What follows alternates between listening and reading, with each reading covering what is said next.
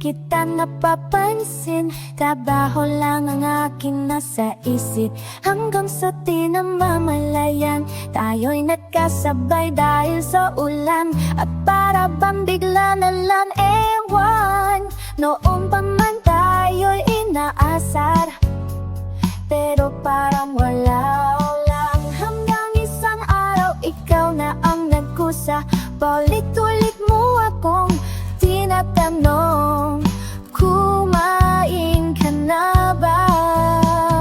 Morning, lunch, at kahit sa dinner pa, tuloy-tuloy na rin ang iyong paghatid. At sa bawat sandali, may kung anong nadarama, parang mayawit na tayo lang ang nakakaalam. At unti-unti kong naintindihan, sa bawat kwentuhan lumalalim na din ang naramdaman. At sa halos araw-araw na paghatidan, may pagdating kang hindi ko inasahan.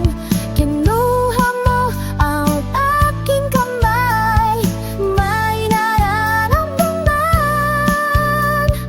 Ngunit di nagmadali, bigyan mo muna ako ng panahon. Isang buwan mong pinakitaan seryoso, at ang aking puso't isip nagsasabi parang eto na nga. Sa simbahan mo na tayo'y nagsabay, sa huli nasabi ko rin, oo, tayo na. Ang relasyon ay di madali, may away at bati, pero hindi ito naging dahilan upang tayo